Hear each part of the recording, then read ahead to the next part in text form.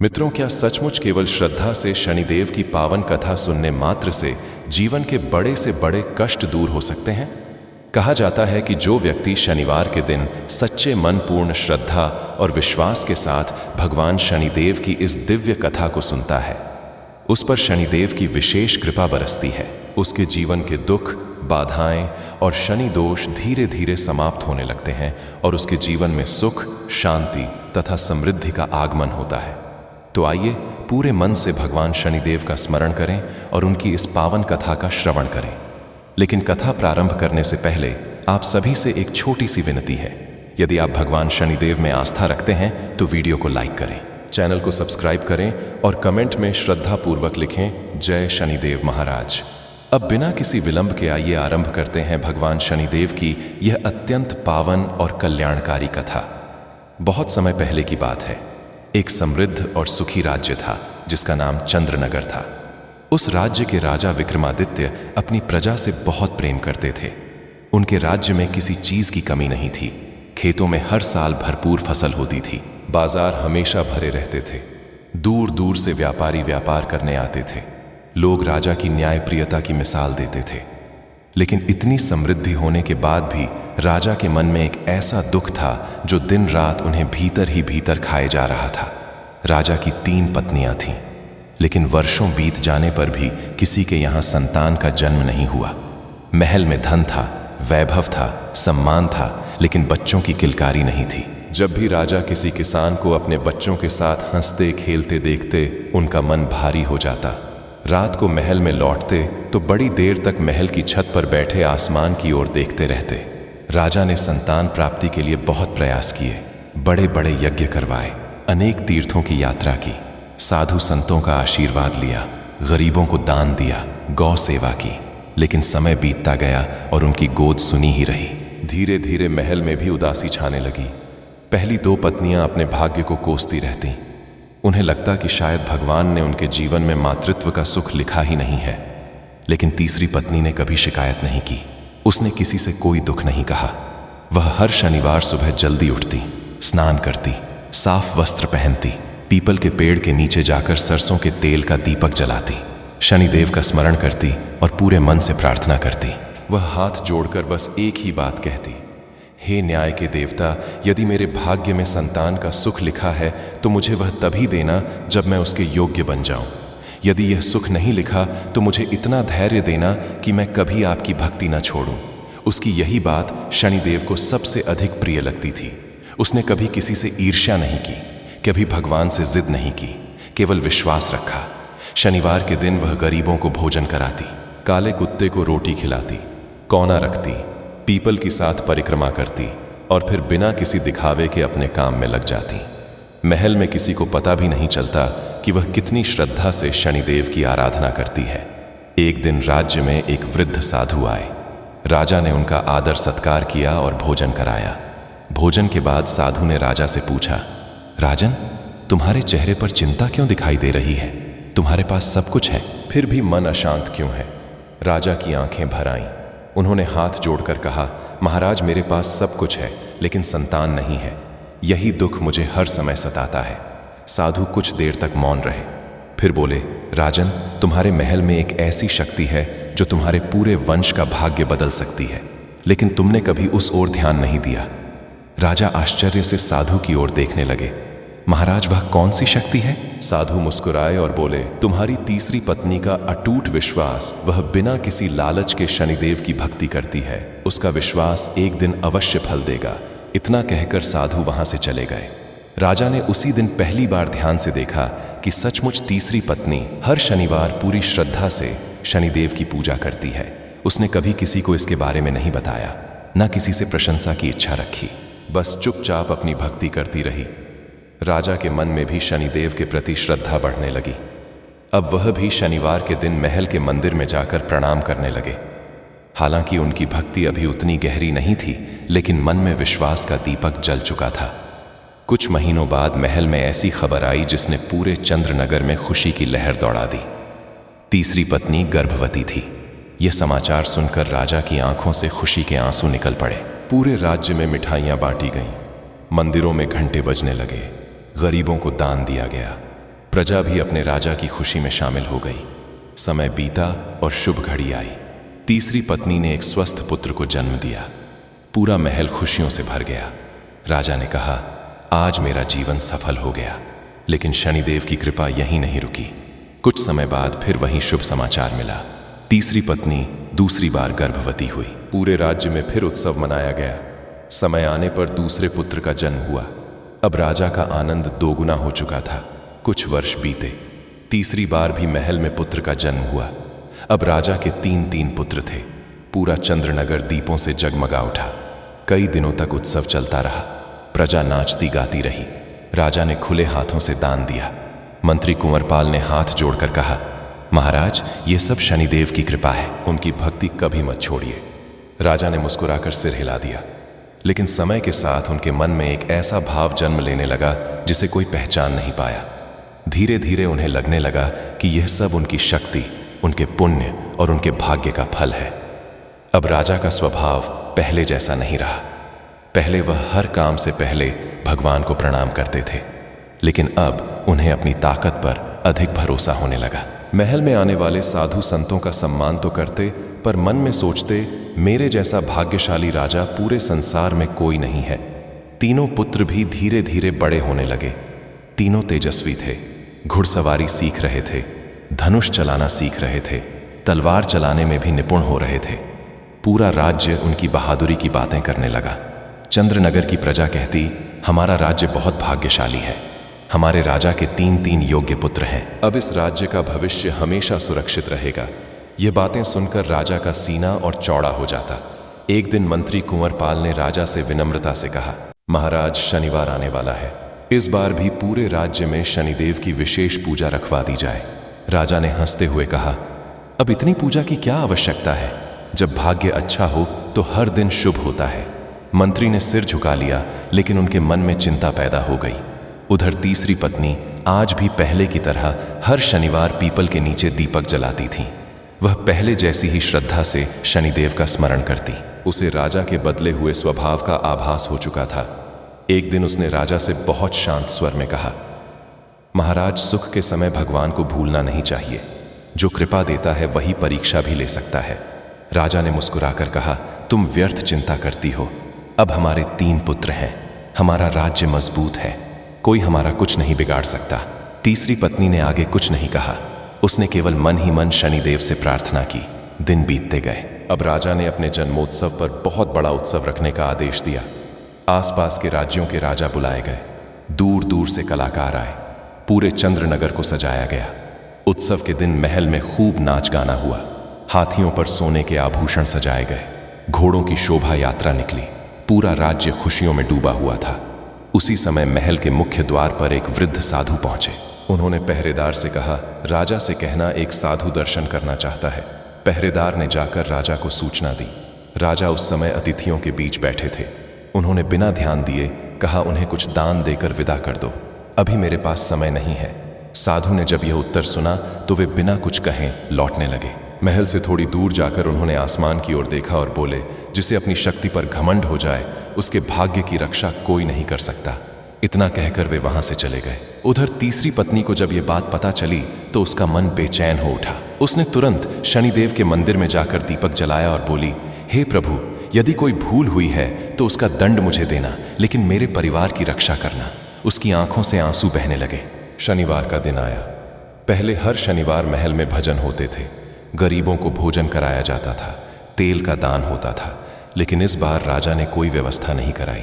मंत्री कुंवरपाल ने फिर निवेदन किया, महाराज, कम से कम आज के दिन तो शनिदेव की पूजा कर लीजिए। राजा ने हंसकर कहा, मैं अब किसी भय से पूजा नहीं करता। जिसने मेहनत की है फल उसी को मिलता है। मंत्री चुप हो गए। तीसरी पत्नी ने अकेले ही पूजा की। उसने पीपल की परिक्रमा की, दीपक जलाया और हाथ जोड़कर बोली, हे शनिदेव, मेरे स्वामी से भूल हो रही है, उन्हें सद्बुद्धि देना। उसी रात महल के ऊपर अचानक काले बादल छा गए। तेज हवा चलने लगी। बिजली चमकने लगी। बिना बरसात के ही आसमान कई बार गरजा। महल के सभी लोग घबरा गए। राजा ने इसे साधारण मौसम समझकर अनदेखा कर दिया, लेकिन तीसरी पत्नी का मन बार बार अशुभ संकेत महसूस कर रहा था। अगली सुबह तीनों राजकुमारों ने जंगल में शिकार खेलने की इच्छा जताई। राजा ने मुस्कुराकर कहा, जाओ, अब तुम बड़े हो चुके हो, अपने सैनिकों के साथ घूम आओ। तीनों पुत्र घोड़ों पर सवार होकर जंगल की ओर निकल पड़े।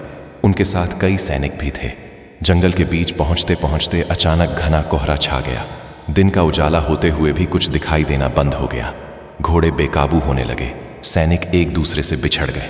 हर ओर अजीब सी खामोशी फैल गई। तीनों राजकुमारों ने एक दूसरे को आवाज लगाई, लेकिन किसी की आवाज किसी तक नहीं पहुंची। कुछ ही क्षणों में ऐसा लगा मानो जंगल ने तीनों को अपनी गोद में छिपा लिया हो।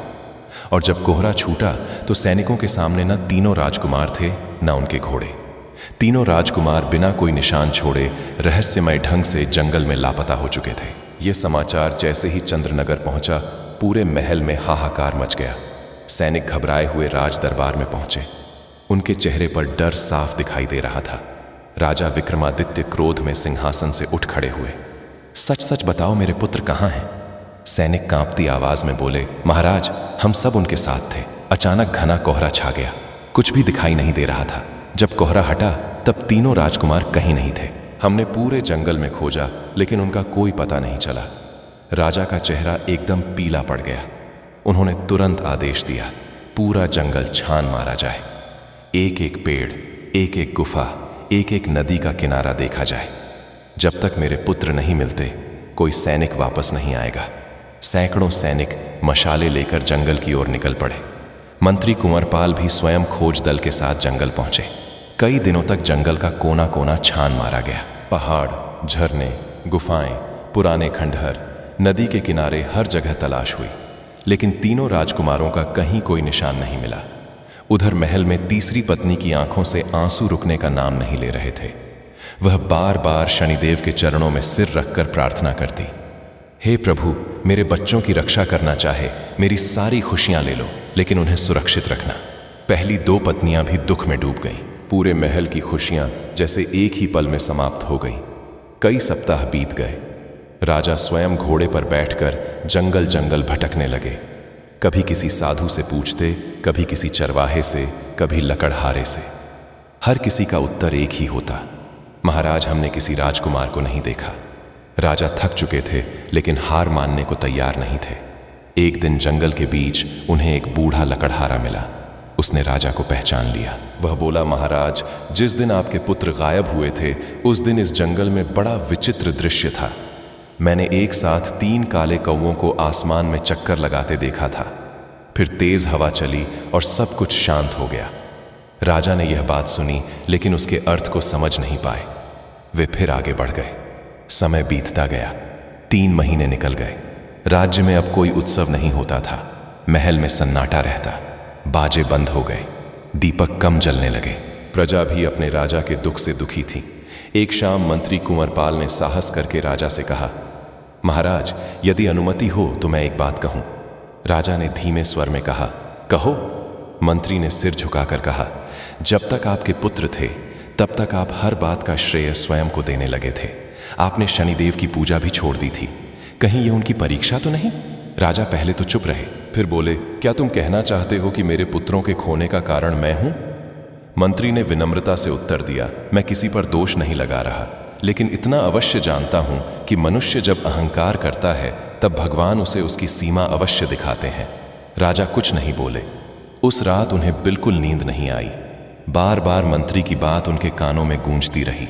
उन्हें याद आने लगा कि कैसे उन्होंने शनिदेव की पूजा को महत्व देना छोड़ दिया था, कैसे उन्होंने साधु को बिना मिले लौटा दिया था, कैसे उन्होंने कहा था कि अब उन्हें किसी देवता की आवश्यकता नहीं।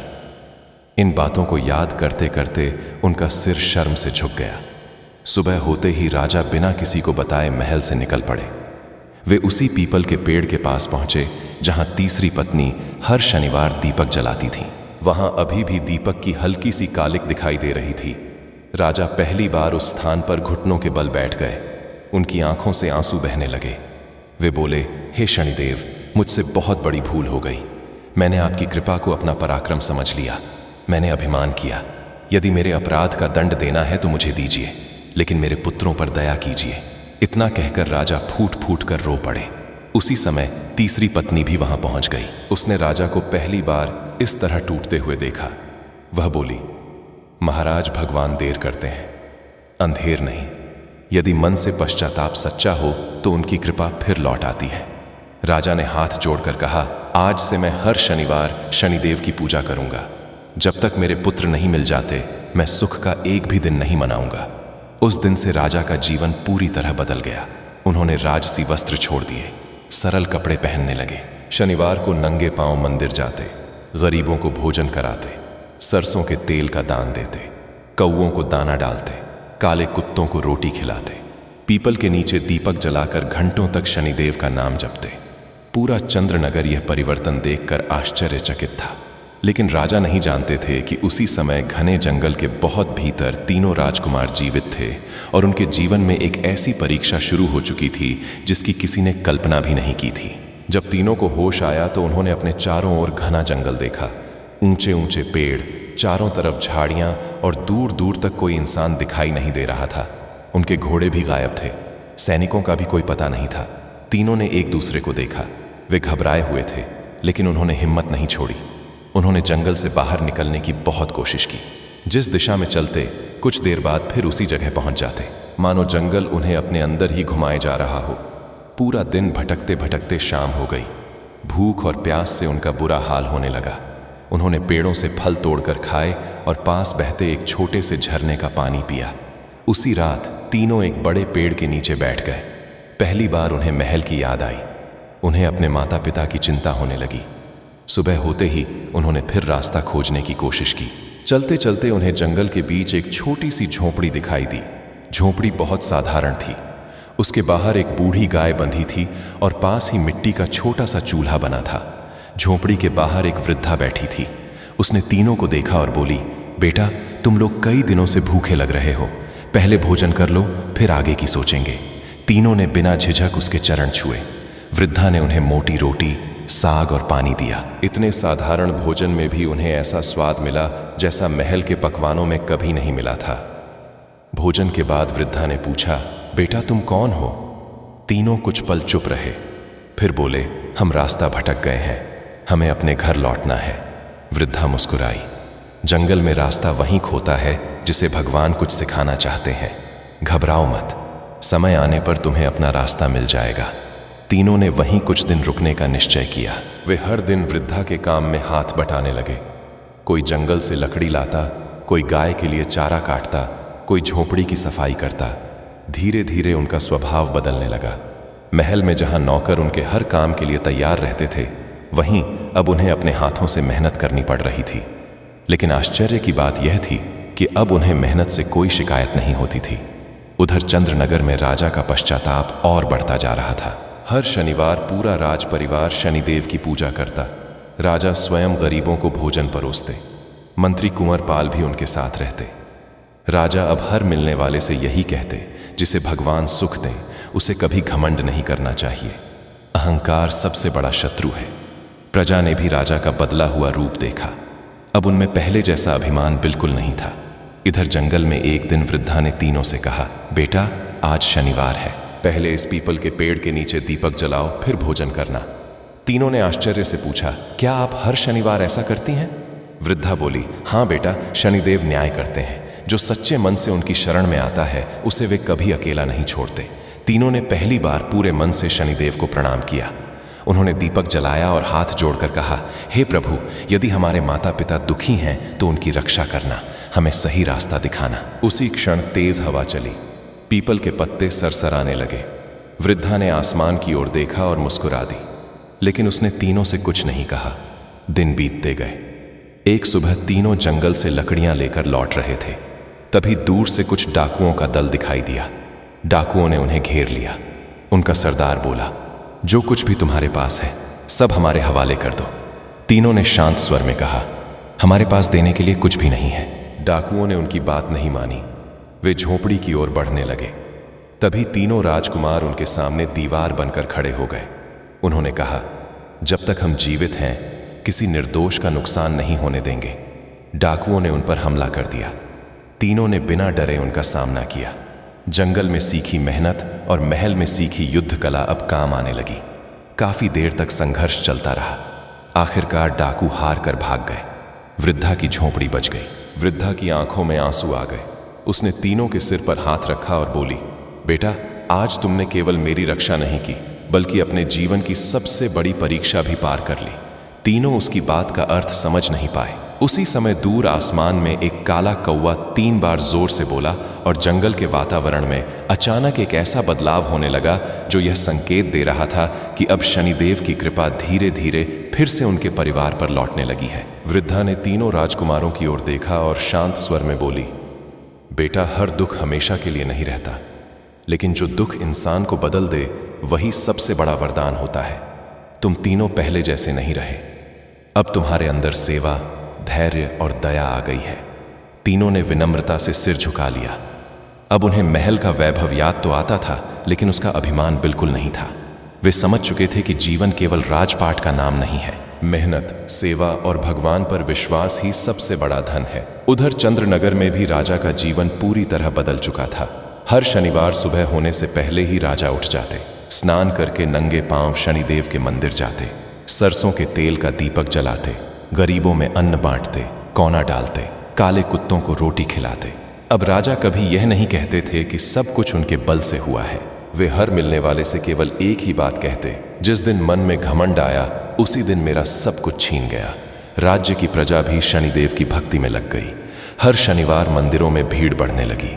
लोगों ने आपस में झगड़े कम कर दिए, गरीबों की सहायता होने लगी। पूरे चंद्रनगर का वातावरण पहले से अधिक शांत और धार्मिक हो गया।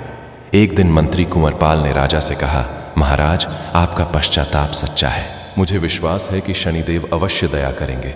राजा ने गहरी सांस लेते हुए कहा, जब तक मेरे पुत्र वापस नहीं आते मैं अपने आप को क्षमा नहीं कर सकता। उधर जंगल में कई महीने बीत चुके थे। एक सुबह वृद्धा ने तीनों राजकुमारों को अपने पास बुलाया।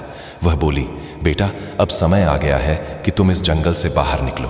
तीनों ने आश्चर्य से पूछा, लेकिन हमें रास्ता कौन बताएगा? हम तो कई बार कोशिश कर चुके हैं।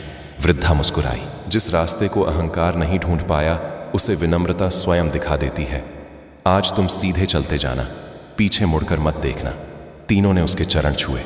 उन्होंने कहा, आपने हमें माँ जैसा स्नेह दिया। आपका यह उपकार हम कभी नहीं भूलेंगे। वृद्धा ने केवल इतना कहा, जहां भी रहो कभी किसी गरीब का अपमान मत करना और शनिदेव को कभी मत भूलना। तीनों आगे बढ़ गए।